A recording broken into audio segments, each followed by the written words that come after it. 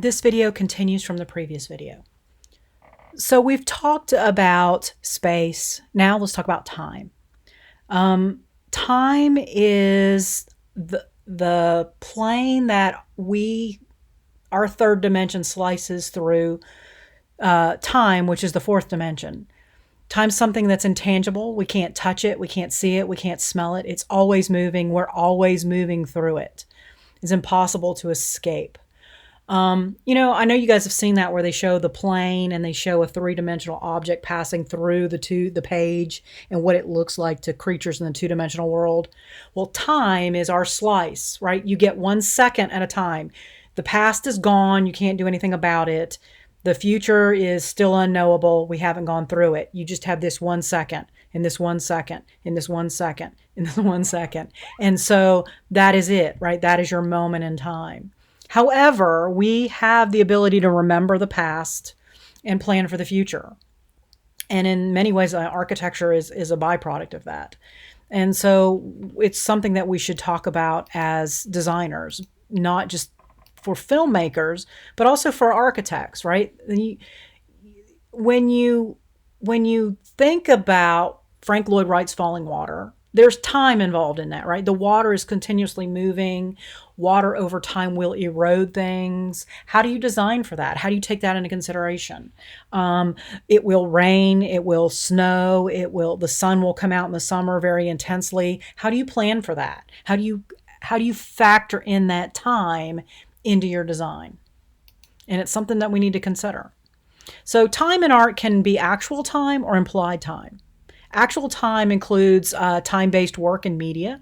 For instance, artwork that changes throughout time. There is copper patinas over time. There are roofs that start out bright, shiny copper that patina and turn this beautiful aqua or green blue over time, right? So that is an actual time effect on the design.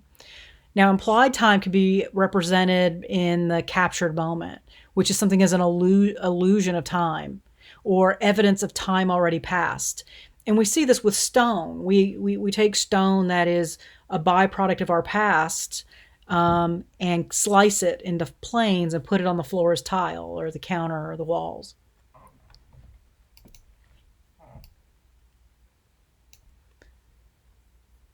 And so time-based media and visual art is art that must be experienced over a period of time, and whether that is predetermined or spontaneous.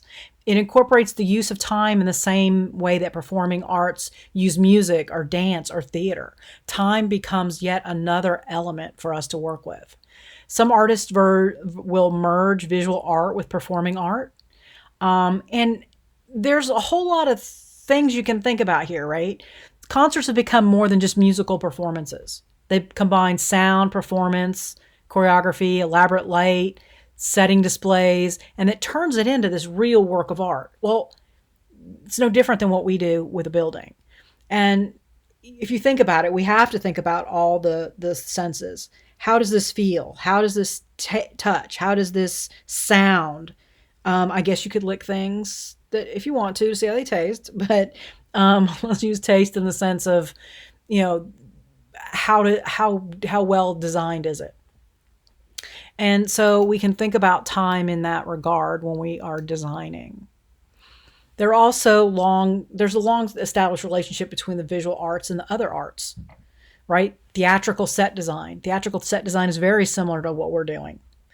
And so what ends up happening is that we may only think about that moment in time when we're living inside the building.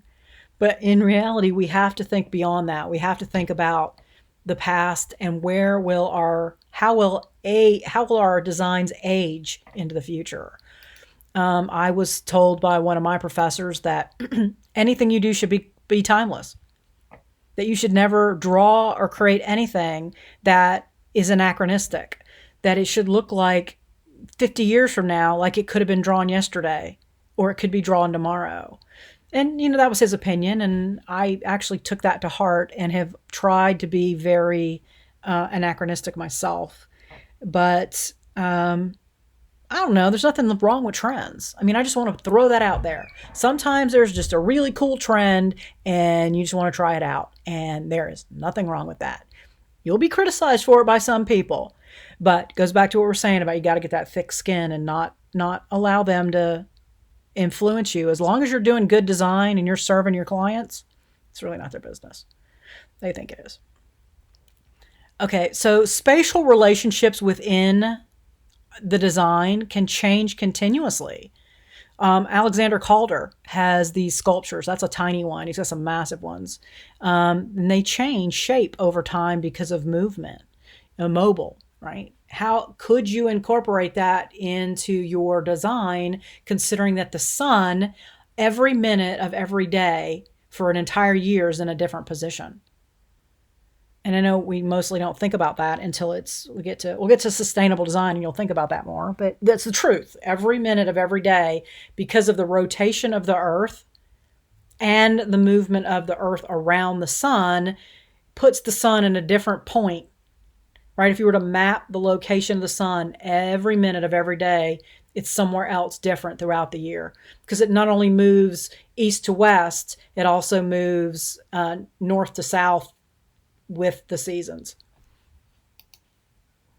So the Alhambra in Spain was built in the 14th century, and of course, southern Spain is very much like the desert. It's dry and hot, and so in the Alhambra, there are all these water fountains.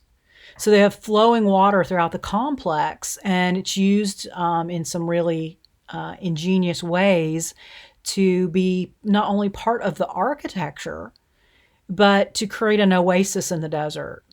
And so they actually, because it was the 14th century, and I recommend this to students all the time, and y'all act like I'm crazy, but go a whole weekend without using any technology and see what you do.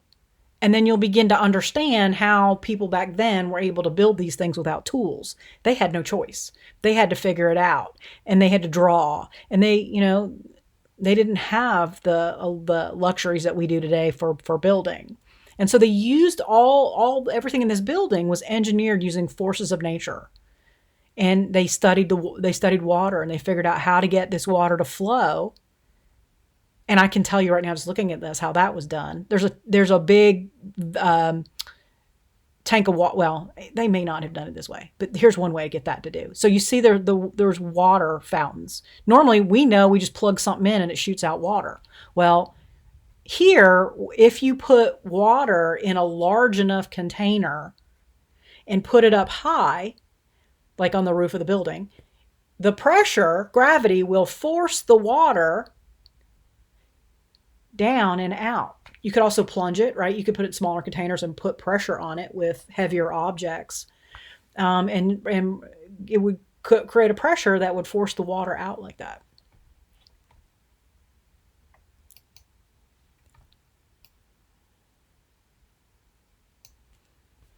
I absolutely thought this was incredible when I saw this. This is just an experiential artwork.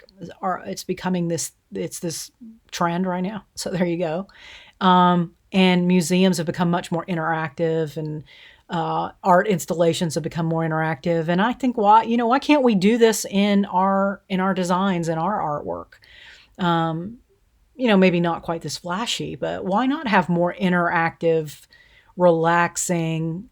That must be amazing. I really want to go there. It's Japan though, so not happening this week. Here's another one. In a darkened room, there's a pool of water on the floor and water dripping from the ceiling into the pool. This is what you know when you step in the room, but is only lit with a strobe light, so all you have are flashes of information as to what you're seeing. The strobe light freezes the movement of the drops of water in an endless variation. It is like seeing time stopped. The effect is mesmerizing and magical. Along with the slight coolness of the room and the scent of cool, fresh water, it becomes a transcendent moment. Actually, that's from the description. There's a video there so you can watch it. And so, it rains. What if we considered rain in a way beyond the traditional way of looking at rain? I already getting some ideas, just thinking out, trying to think outside the box. And so that's one reason we're also studying fine artwork beyond just residential design. I really want you guys to start looking for other sources of inspiration besides the house that you grew up in. Okay, so motion and movement. Motion and movement in art can be literal, like video, film, or animation, or performance, or it can be implied. And here's a great example, and I don't know what happened to this. It got jumped. Here's a great example of implied movement, right? And in architecture, we often do implied movement. And I want to show you guys this. I want to get to this. I'm excited about showing you guys this next thing.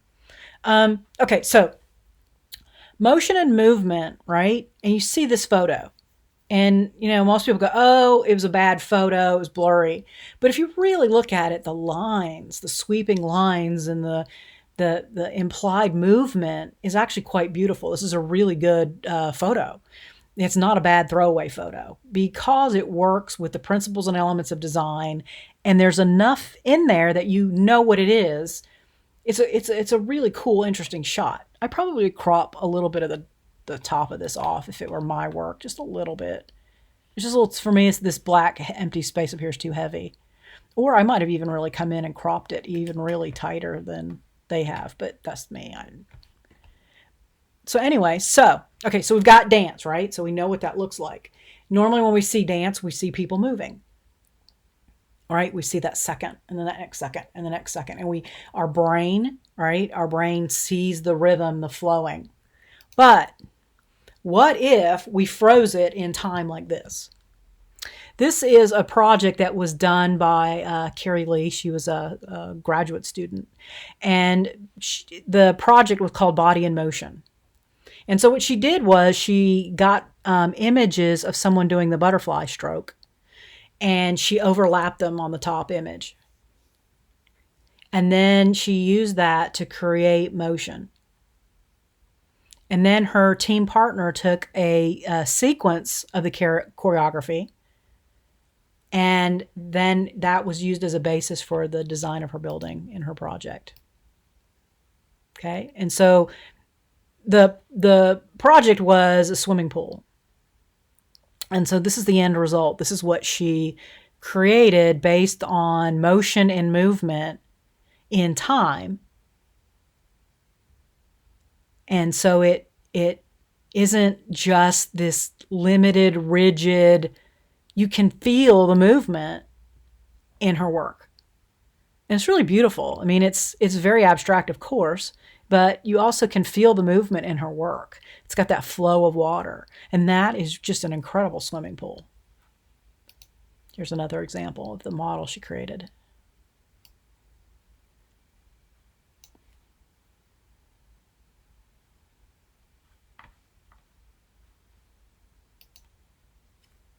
Okay, so actually, let's stop here and continue in the next video.